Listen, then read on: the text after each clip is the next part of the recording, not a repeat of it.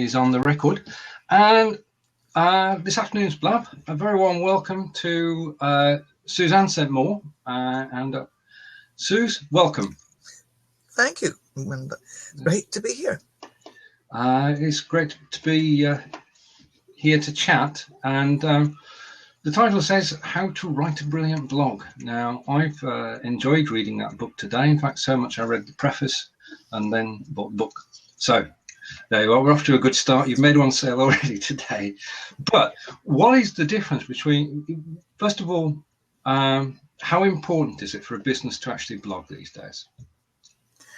I think it's gone in and out of fashion, blogging. It was very fashionable a few years ago, and then people kind of got tired of it. But it's now coming back, and if it's two things have happened. One is that blogging got a little bit left behind, and then people got all excited about publishing blogs on other, social media platforms like LinkedIn, particularly LinkedIn Pulse. And can you hear me all right? The sound seems to be a bit wobbly. Yeah, I can hear you fine. Oh, good. Right. There's no problem. Alrighty. Yes, platforms like LinkedIn Pulse, obviously, and also on Facebook, you can actually publish longish posts, and that's fine. But what people didn't necessarily take into consideration was the fact that you do not own that real estate. Yes, indeed. Yeah. And it makes a lot more sense to publish your material on your own website, on your own blog first.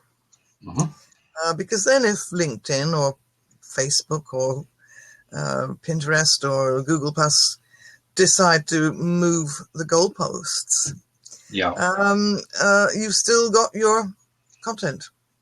Yeah, I agree. I mean, there's been a case recently where Facebook has stopped publishing content from certain places, which doesn't help the case, does it? I mean, having your own site to start with, first of all, it's going to be greenfield, isn't it? It's going to be nothing there. So how important is it to market your blog? How would you actually, I mean, let's go back. Let's go with our time machine, go back those 4 years to when howtowritebetter.net was started. What steps have you taken over the years to actually get it out there and get to the stage now where recently you passed how many million views? 2 million. 2 million. That's quite a number it's for quite a lot UK for blog. a niche site. No. So how has the journey been? Has it been straightforward? It's been quite a lot of hard work, because when you're trying to carve out a space for yet another blog, it's not easy. You have to keep at it. It's not a case of throwing money at it, because that doesn't work. Okay. It's more just a case of establishing its credibility and its value to people, and that you can't do that overnight. It takes time. So that's really what I've done through promoting it and through giving away a lot of free information, basically, which is really what marketing is more about these days, anyway. Yep. So to you, blogging is not a direct sell. No, of course not. People will say to you, yes, so I tried blogging for 3 weeks and I didn't get any sales.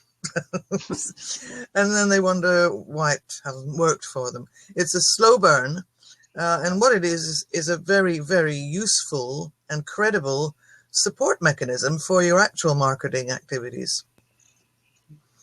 Right. Can anybody write a blog? If you can speak, you can write a blog. Okay. It's that simple. People are often scared of the blank screen or the blank piece of paper. And I say to them, well, okay, don't try and write, speak and record it. Sit down and imagine you are telling the story of your blog to your best mate over a coffee, and then transcribe that, or some people find voice recognition software quite helpful. I personally can't get on with it at all, but other people do, and I wish I could, because it was saved me a lot of time. Yeah, it's one piece of technology that has not got there yet, and I too find them a bit frustrating.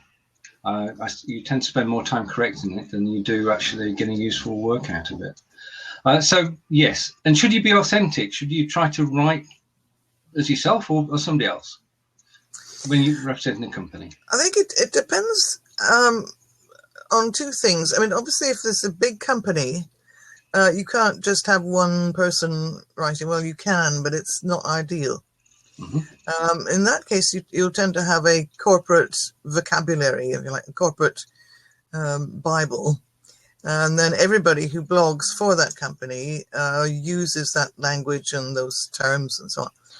And in that case, a professional like me can be hired, because you just fall in with the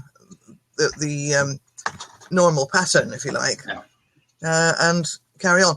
But if it's the case of a smaller business and a small brand, and that's a case very much of, although it's not necessarily the owner who is the brand, they're very closely interrelated. It really does need to come from the person whose name is on the door.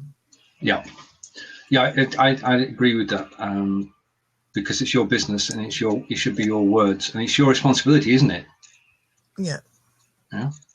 But let's just decide to segue for a moment, because we've known each other quite a while, 10 years back in the day on Academy, and over that time I know that despite the fact that we've just said that people should be authentic and should write their own blogs where possible, especially small businesses, there is a market for ghostwriting, isn't there? How does that work? That what I've just described. For a larger company who have a panel of writers, then yes, you can hire in ghostwriters.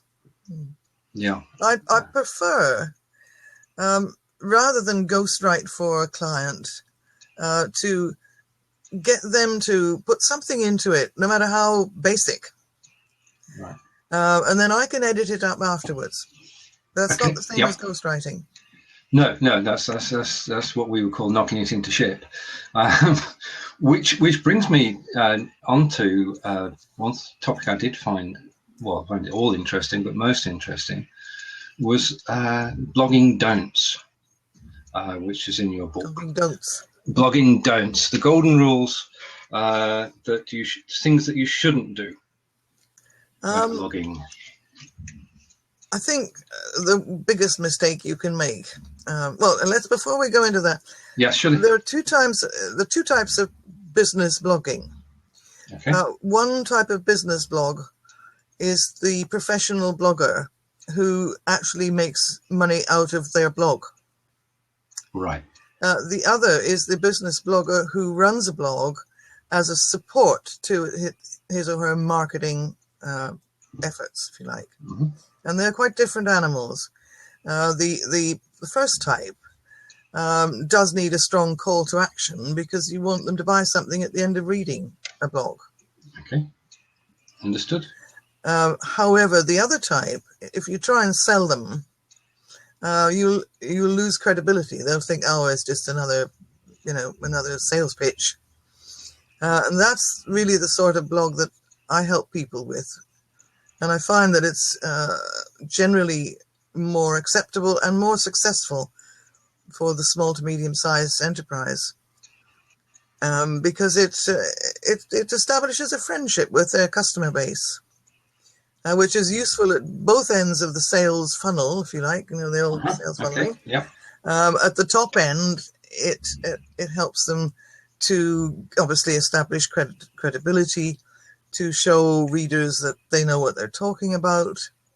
And later on, further down the funnel, it helps to retain customer loyalty, because it goes on showing them, look, we've sold you a bunch of kit, but we're not going to dump you now. We're still concerned to help keep you up to date with the latest information in your business and so on. Right.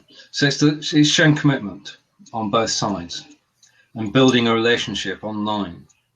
Absolutely. Yeah. Absolutely. Yeah. What part do mailing lists play? Because you've written your blog. Is it a good thing to have a mailing list? Yes, it is. I think what you have to differentiate here is that your newsletter subscribers get a better deal than the general public does. Okay. I mean, you see people often who'll they'll send out their blog as a newsletter to their list at the same time as they publish it on their website and on LinkedIn and in one or two other places. So what's the point of being on the list?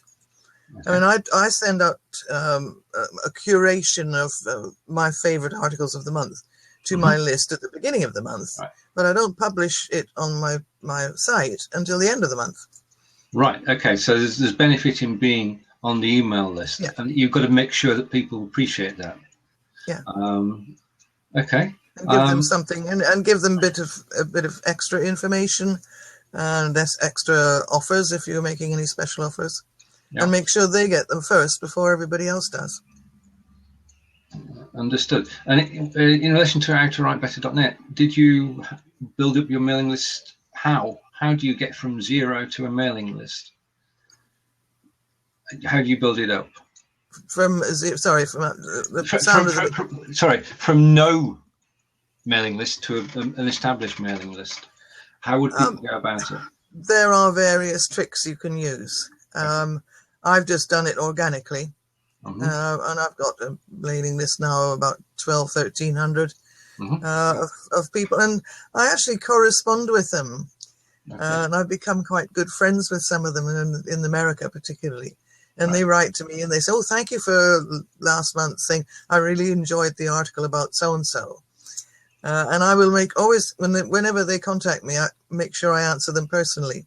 And my PA is telling me, or rather vociferously saying to me, "You've got to move over to MailChimp," because I'm running the lists myself by hand, which is silly. It does take a long time. But I've built up such a wonderfully loyal group of people.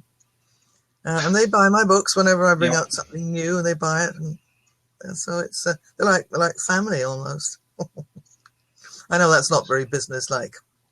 No, it's really, I don't like the term tribe, but it is akin to actually having a tribe, a clan of people who you've built up over the years, because over 4 years you've built up a following of people who've got to know your own writing and learn from it. I think one of the things that comes across in the book and the website is that you're on a mission, and you're on a mission to teach people, and nothing's going to stop you, which is brilliant. And so it is. I mean, it is important, isn't it? The approach to the language, to the proper use of English. I mean, I'm not going to talk about Twitter because that's not English. That's fitting something in 240 characters. So we'll leave that to one side. But it's important to write copy which people enjoy reading, isn't it? Whatever you're doing, whether you're on Facebook or LinkedIn or your own website. Yeah, I certainly believe that people learn a lot more if they're enjoying themselves, and particularly if they're having a laugh. And people always have a good laugh on my workshops. Right. Usually when I trip over a cable and fall flat on my face. I can do that too, no worries. But that's important. And the writing well and writing correctly is all fine and dandy. I mean, people accuse me of being a grammar Nazi and all that, but it's not so much about that. It's about, I say to people, look, if you look at somebody's website and you see 2 or 3 spelling mistakes on the home page, you're going to say, if they get that wrong, what else do they get wrong? Yeah. And it's a case of looking professional. And I've been doing a lot of work recently with secondary school students, teenagers, and you see them looking at their phones and saying, "Oh God, the old goat's going to bang on about grammar and spelling." And then I say, "Look, kids, when you go out to apply for a job, and there's a pile of CVs on the recruiter's desk, and yours has no mistakes in it. You can bet your bottom dollar that the rest of them will have mistakes in them. And so whose CV is going to stay at the top of the pile? So it starts straight at school then? Yeah. Oh, yeah. Yeah. And you've got to employ well, I mean, we learnt in the UK, we learnt the 3 R's, didn't we? Which is reading, arithmetic, and what was the other one? Reading, writing, arithmetic. Yes. And basically, get it right, because when you've got the web page and it's your first impressions count, don't they? Yeah, yeah. And it doesn't matter how many people say, it doesn't matter as long as people understand, or it doesn't matter if I don't get a past participle right and use this past tense instead, and all that. It does matter. It does make you look unprofessional. And all it takes is for one grammar Nazi to be out there in amongst your prospective customers. Yeah. And people do really throw their toys out of the pram sometime over grammar mistakes. So it's amazing how emotional people get. But if that's the wrong person, like a potential customer, you've had it. Yeah. So professionalism in writing is to be lauded and should be an aim for everybody. Yeah. Right. Okay. Now I have a list of things that I noted down, and I'm just going to refer to it. If you excuse me a moment. If there are any questions from the floor, there's questions. Simon Raybould, I think, Mr. At presentations. That's you, isn't it, Simon? What I'm supposed to email my list? Yes, you are, Simon. It's very clever to have a list and not do anything with it. Really. True. I treat this as a true story. It involves somebody you, Simon, and I know from back in the day, and he sent me an email earlier this week, and he said, "I just want to check whether you still want to receive my newsletter." And I thought, doesn't ring a bell. I haven't seen one recently. So I checked back because he says you've not been reading it. Because we all know that if you send out a newsletter, people can actually know that you've read it and they know which links you've clicked, but we'll not tell everybody about that. He sent one newsletter this year. So I thought, that's strange. And then he sent 4 in 2014. And he's now asking me, do I want to continue? So I would agree with you that yes, our answer to Simon is yes from me too, because if you're going to have a list and take all the time to build it up, then you do want to keep in touch with people. Yes. That's what it's there for. Exactly. Exactly. I mean, Facebook is day to day, isn't it? For keeping in contact with people on groups. Yes, and the trouble with emails, some people get it wrong. They either do it too frequently. Although I know somebody who emails his list every day. And in fact, I know 2 businesses that do that. And because of the nature, the way they do it, and what their subject matter is, it's actually okay. But other people, bombard you with offers and Black Friday. Oh, how many Black Friday emails have we had? So you've got to get the happy medium, haven't you, with emails? I agree. I mean, I got the Cyber Monday ones as well, because we haven't had enough with Black Friday, and now Cyber Monday. And all the software houses sent out their offers Monday this week. And it does get a bit too much. So you've got to email your list, send out a newsletter, and keep them loved. People love to be appreciated. Yes. And as Suzan said, they can become friends over the years, and you get to know them, and they look forward to the next book you published. And that's building relationships, and that's what's just having a quick look at the questions down the side. Susie Warren, can my cat be seen here? Her nose is pressed against the screen. I'll tell you what, I'll wake my cat up because he's behind this screen. We'll see what happens. Right. We're going to chat for about another 10 minutes, and then we'll open up the screen, and 2 people can join us. and you can ask Suze questions directly on any aspect of blogging and writing. She should welcome those questions. Just to remind people, if you click on our photos, we know what we're saying is making sense. It's only a game. Left-hand side, if you do really like what we're saying, send out a tweet so that people can join us. That's been made more useful because they now attach a GIF to the tweet, and the GIF is made up of poses whilst we are broadcasting, some of which are flattering, some of which are amusing, some of which you wish you weren't out there, but it does help promote the blab. And you can also post on Facebook as well.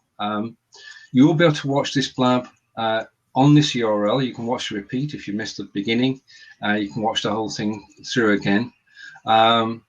And after the session, we'll be posting the whole of the lab session up on YouTube.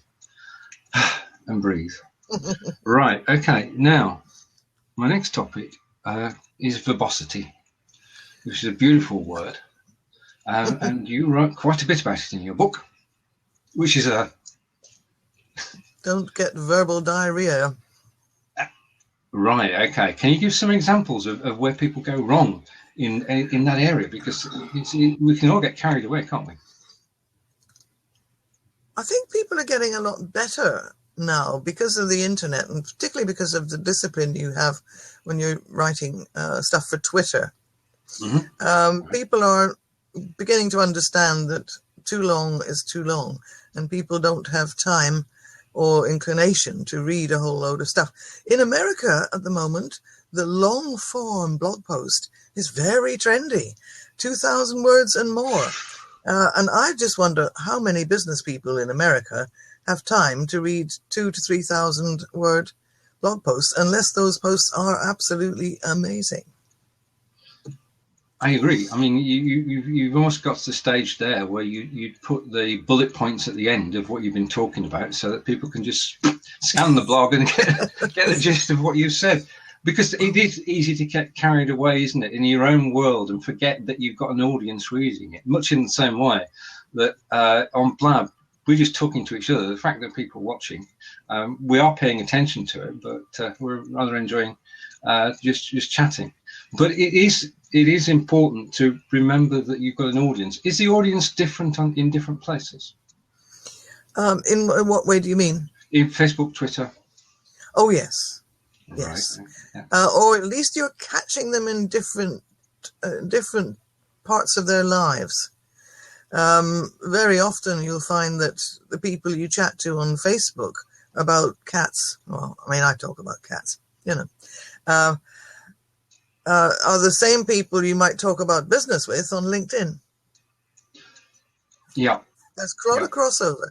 And there seems now to be a lot of traffic coming away from LinkedIn and over to Facebook, even the business traffic.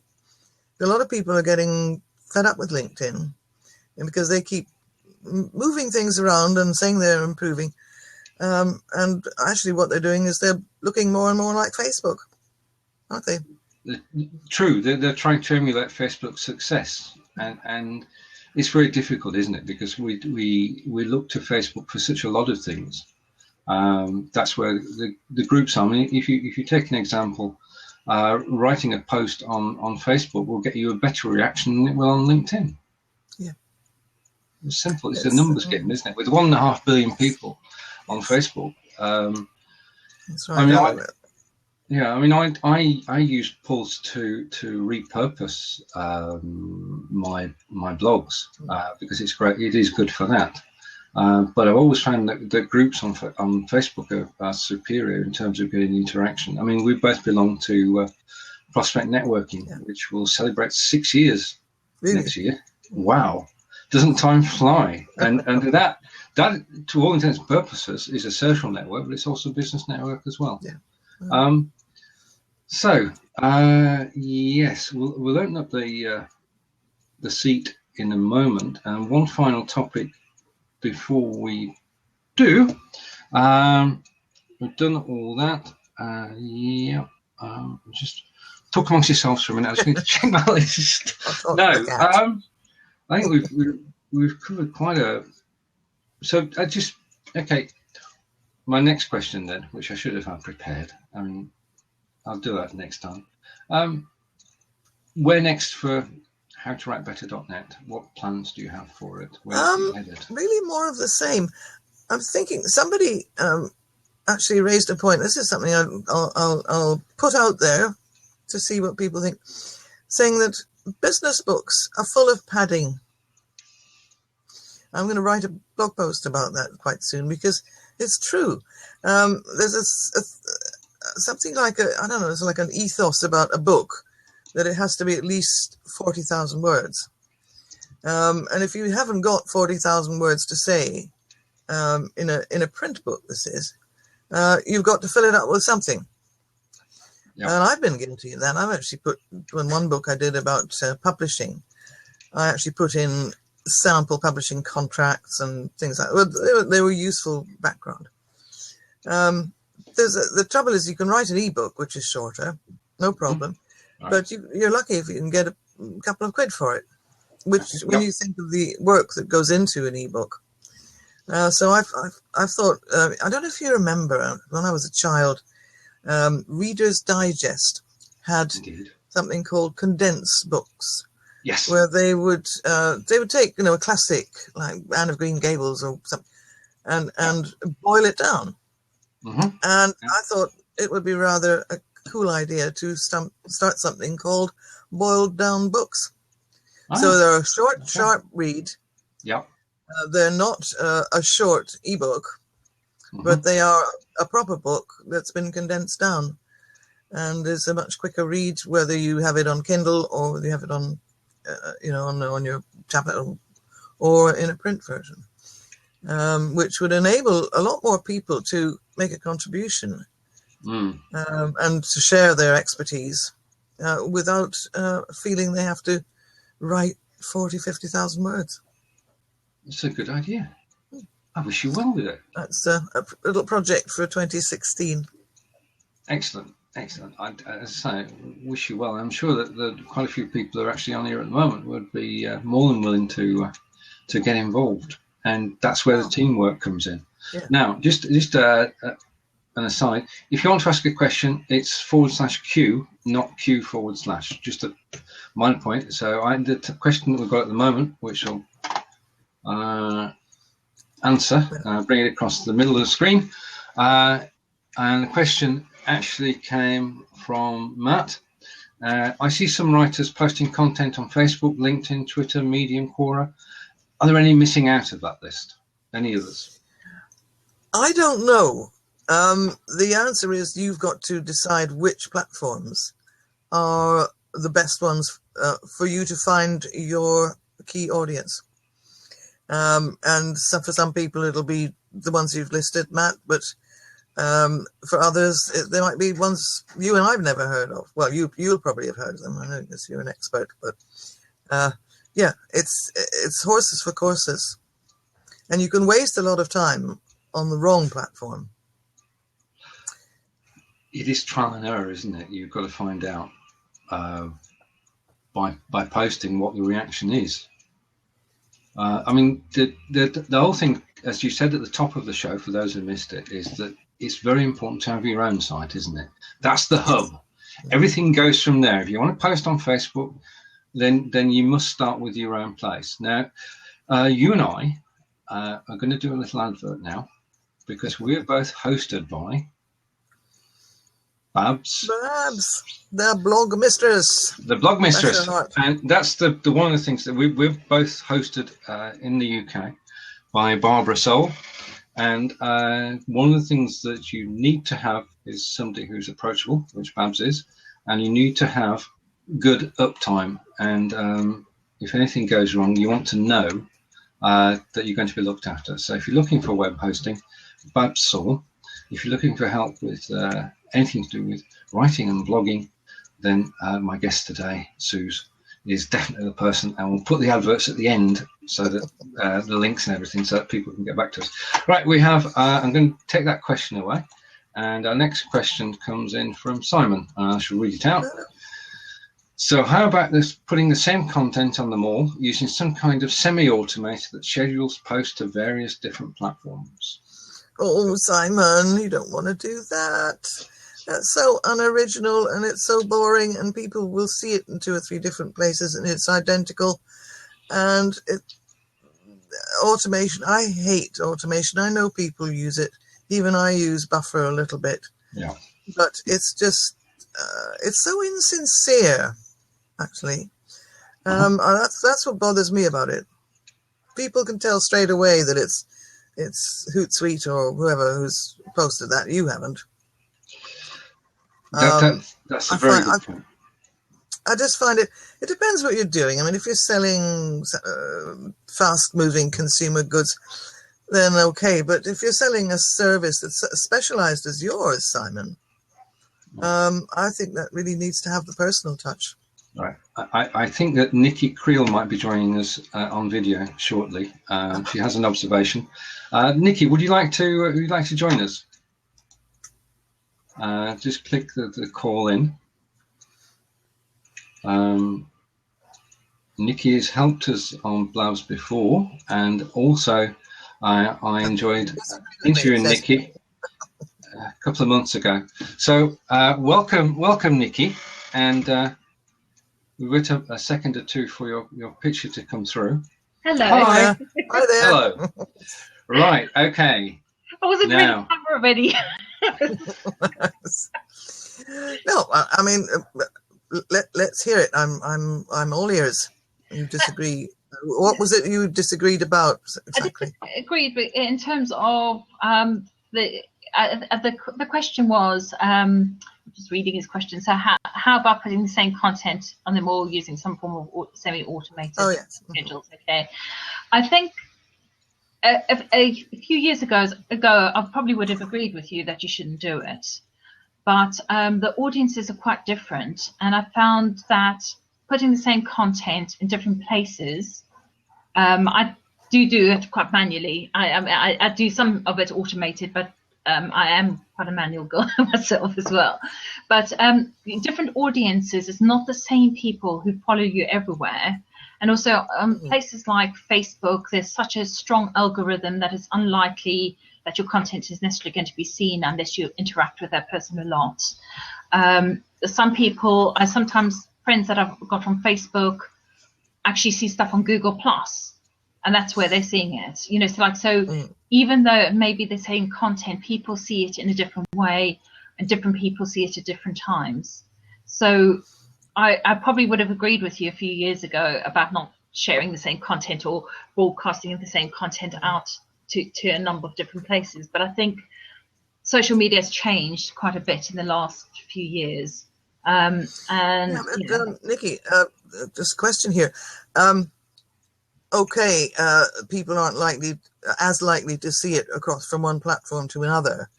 But surely you need to phrase things slightly differently, whether you're posting on Facebook or LinkedIn or Pinterest, let's say. Yeah, I mean, I tend to, it's like I will think of the different platforms, and I'm one of these weird people that when I'm on Facebook, I tend to use Facebook, so I don't tend to use them like Hootsuite and broadcast it out everywhere. But when I have a blog that's just out, I will make sure that I send out, like I said, broadcast it to Twitter, to Pinterest, to Google Plus, to LinkedIn, to Facebook as the first input. Twitter, I will post it to several times with slightly different things about the blog post. So the first one might be that this is a brand new blog post. Next ones might be, say, a different hashtag or a question that I've asked or whatever. So I try and change it out about a bit for going out on Twitter. But yes, like I'm not a big fan of automation, but I think automation does help, especially for getting your blog out there. Because I think that one of the in promoting blog posts is not so much just to announce a new one, as it's really more a case of, if you like, telling people, even in a few words on Twitter, hinting at what they might get out of reading your blog. I think that's very important. The reason the first time I do it, I say it's a brand new blog post, is because there's been a lot of research which says words like new blog post, some people will be attracted to that and they get quite a lot of retweets if you actually use certain keywords. So there's a very strategic reason for doing that on Twitter. But you're right in terms of you should think of what's in it for the reader, what's of interest for them, rather than necessarily what you want to, I've got a blog, please read it. It's not, it doesn't help. No. But quite often people will say be watching, and the fact that you say brand new actually is appealing to a certain group of people who like to be the first to see things. Yes, I think they're a diminishing breed, really, because people are very cynical about brand new. But it depends in which quartile of industry you're talking about. Every time a new iPod comes out, or iPhone comes out, there's queues of people. Yeah. So, that's more in products rather than in services. No, there's a certain sector, there's a certain percentage of people who always want something first, that something new will attract them. There's a certain sector which, if something's on sale or discount, will always go for it. I tend to be one of those people.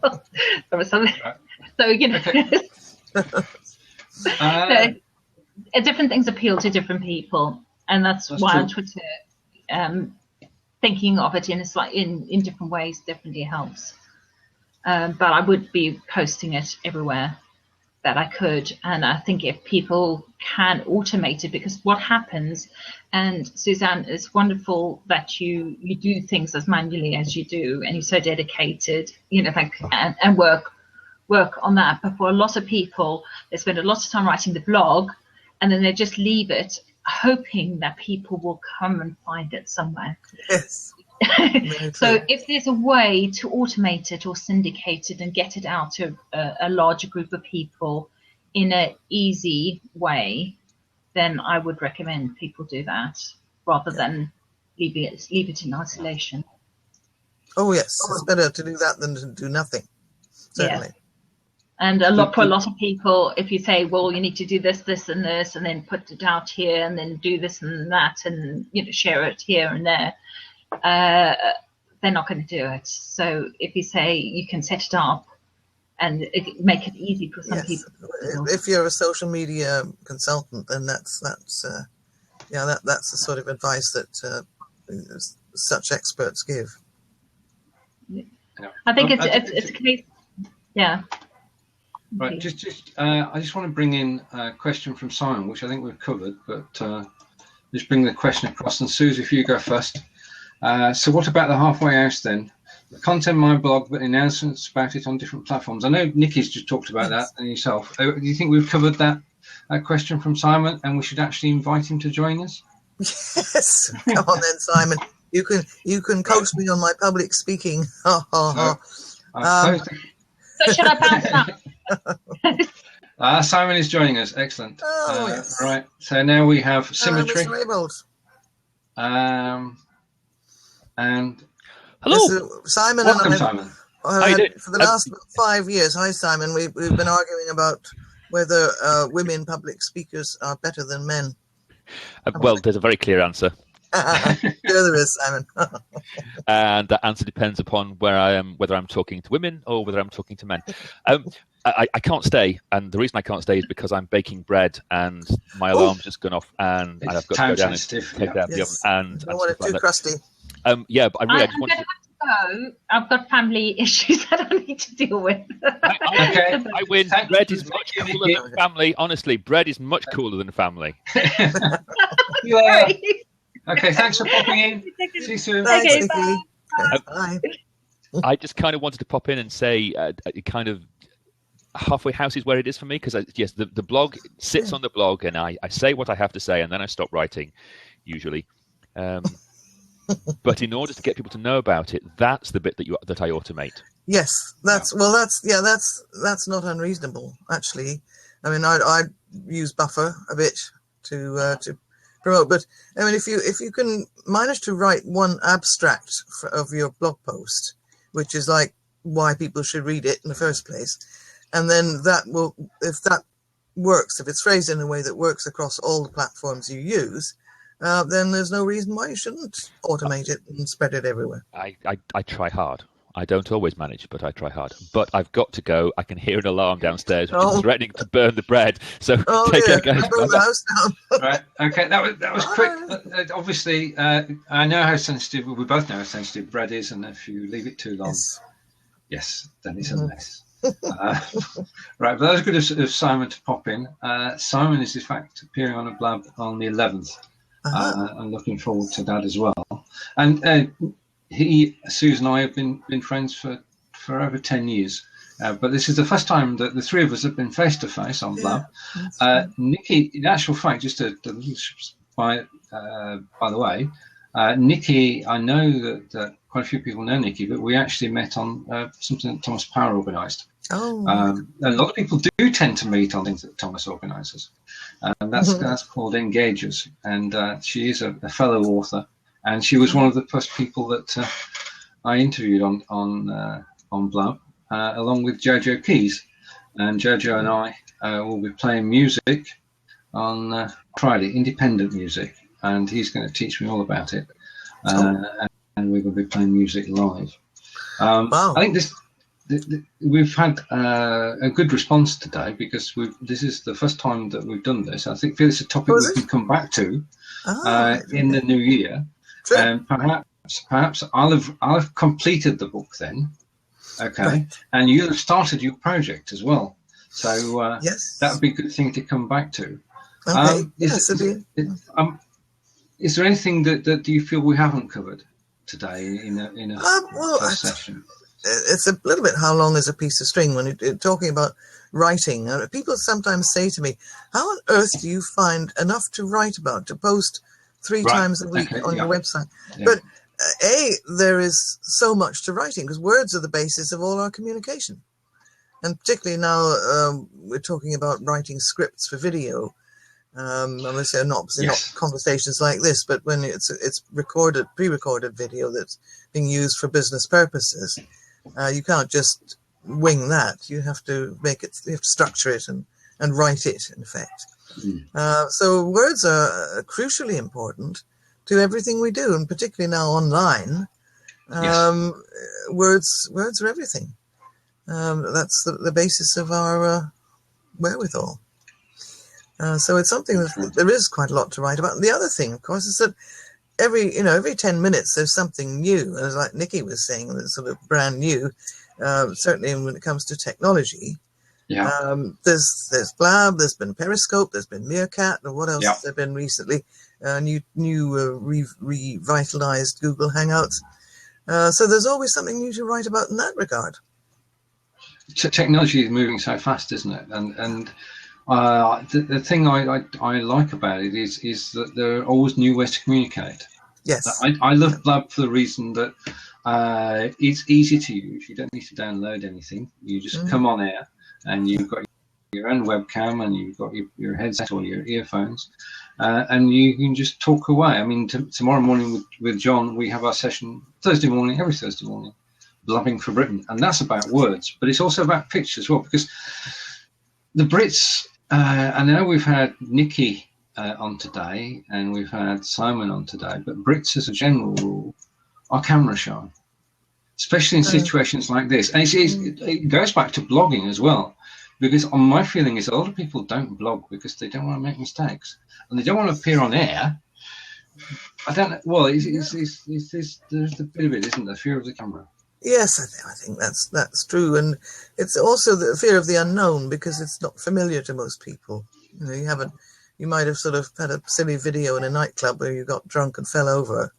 But something that's where you're supposed to be speaking and making sense is not something people do every day. So it's going to be a little unfamiliar. Indeed. And you and I today are pioneers because that's only been going for 4 months. And already we're both on air and flying the flag for online networking video style. Great stuff. Right. Okay. So we've covered a whole range of topics. We've had a wonderful audience. Yes. indeed, Nicky's just made the observation that it's plucking up the courage. It took her 6 months to write her first blog. Can you empathise with that? And do you have lots of people in the same situation? Sort of. Yes, I have a few. Yeah, and Yeah. it's getting them over the emotional hump is the hardest part. Once you actually get them get their thought process away from being frightened and into what they're going to do, then you're home and dry. It's just. I mean, it's like doing it for the first time is always the hardest to do. And then once you've been on camera once you've written your first blog, then you're away. And it's getting started. So if there is anybody who wants to come on camera and join us and ask a question, then you're more than welcome to do so. We're running for another 5 minutes or so. So we'd be happy if you came in, or if you've got a text question, by all means for Suz, then please. All right, okay. We have a question from Simon. Okay, so Simon's question is, any times on getting more readers? What's the best time to publish, I think he's saying. That's a very difficult one. Every time you look up some stats on best times, you'll be told something different. I have another problem in as much as my audience is international. I have most of my readers from the website are in America. So you've got 4 different time zones even there. I also have a lot in the Philippines, in India, in Australia and New Zealand. So there's no ideal time. Somebody told me once that if you tweet, and this is obviously you're going to do using Buffer or Hootsuite, through the middle of the night. I don't know what it is about insomniacs, but you'll get a lot more opens from that than you will from the same number of tweets in the daytime. And I've actually tried it, and it's true, it works. Now, whether that's, because I don't track it that carefully, whether that's from people in other time zones or people who had too much coffee after dinner and can't get to sleep, so they put themselves to sleep by reading my blogs.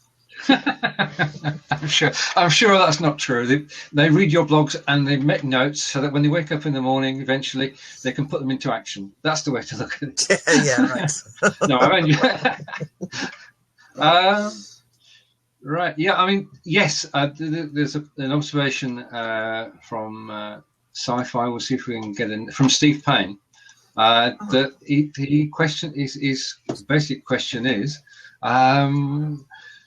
Majority of your readers are in the States, and I'll come back on that as well. But why do you think that is? And it's an open I don't question. know. I think maybe because I've got a foot on each continent because I'm Canadian.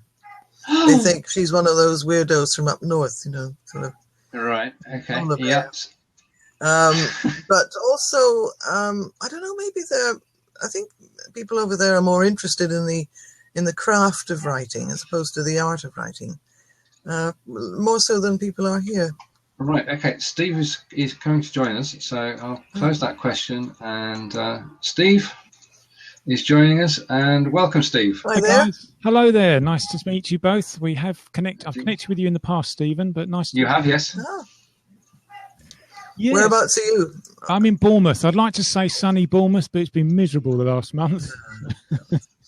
It's not much better in Wiltshire. Yeah.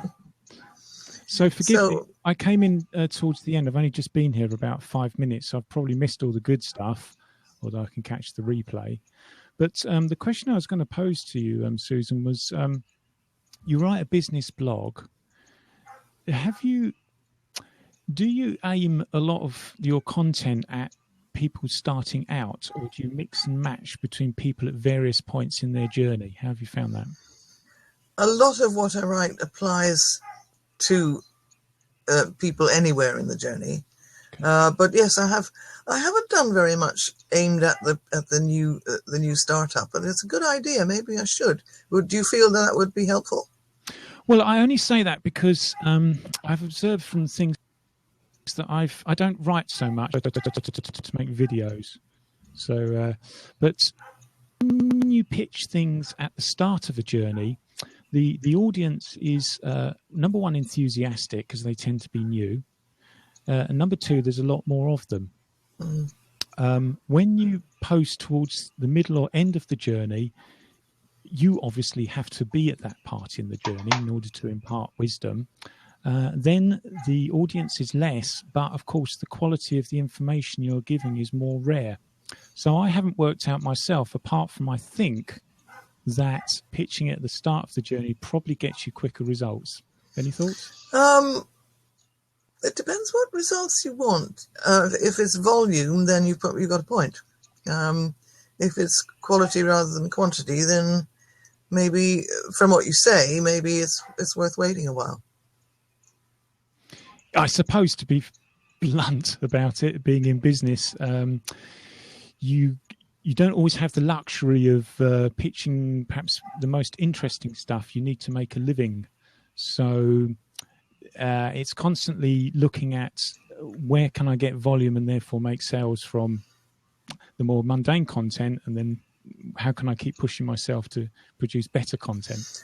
I think if you're talking purely about blogging here, you can't really use it as a device to convert directly into sales.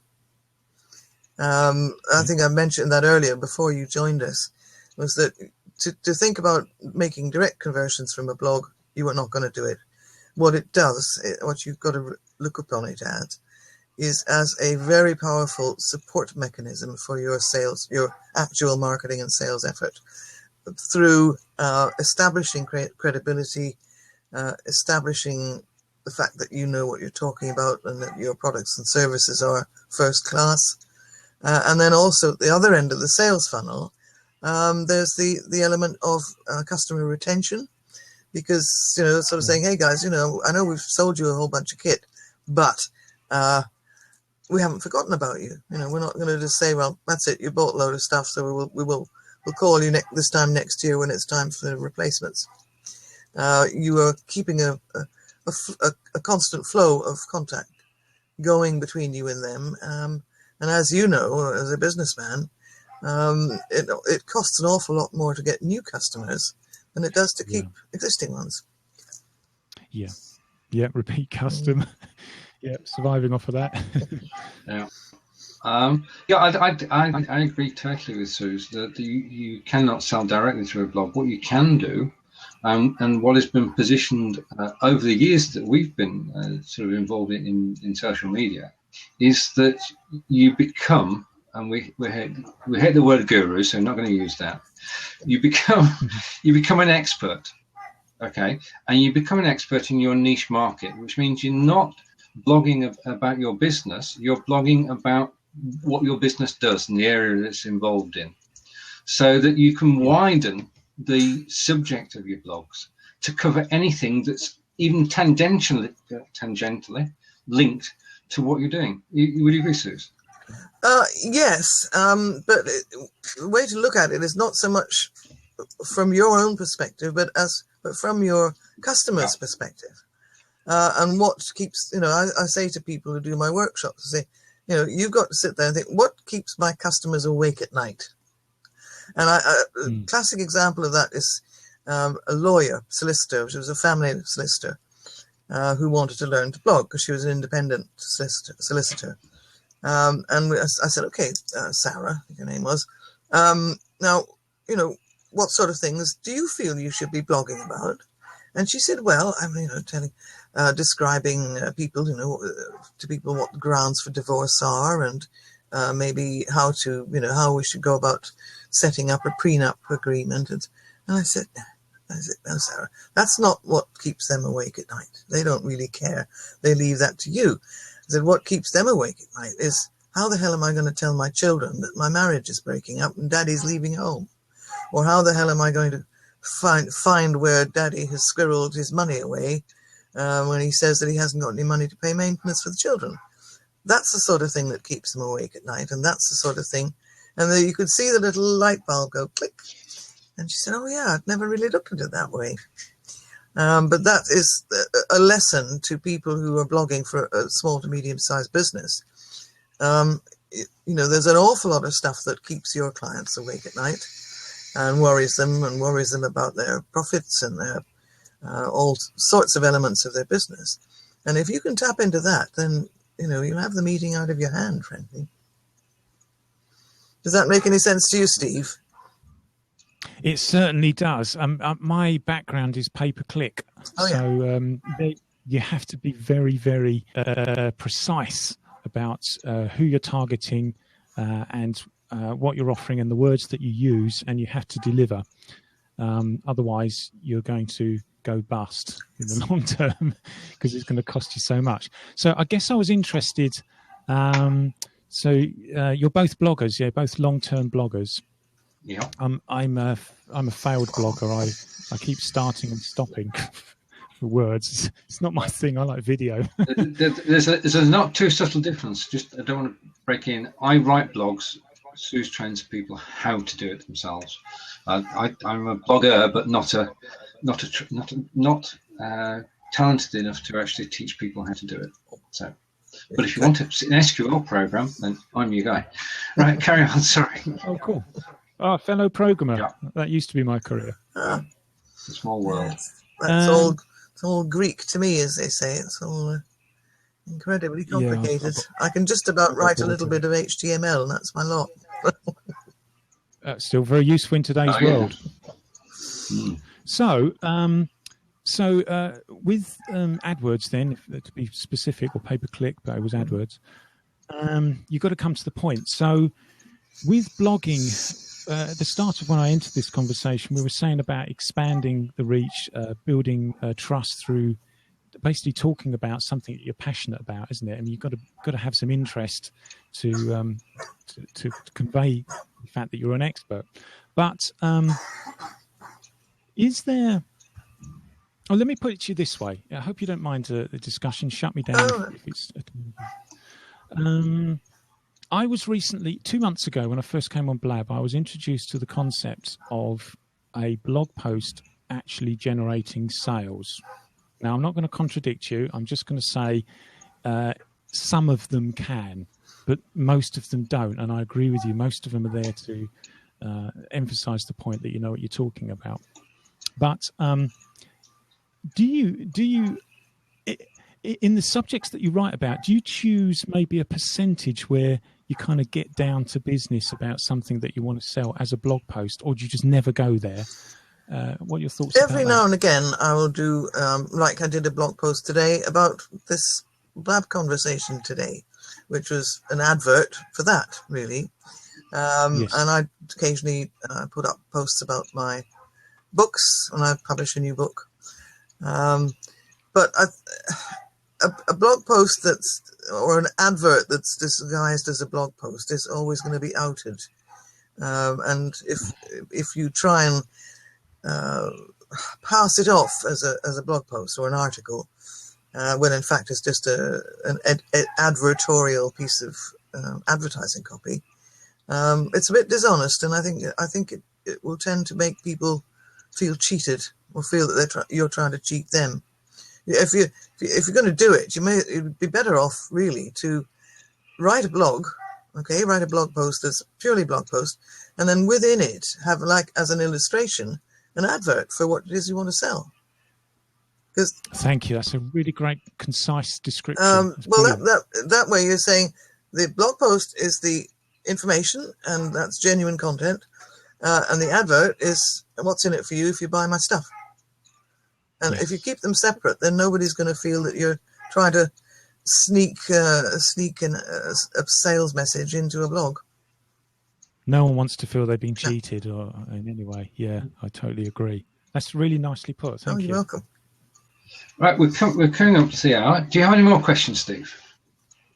No, I better let you guys get on, and I'll be listening on the side. Brilliant. Well, nice to thank meet you for joining us. You okay. Take care. All the best.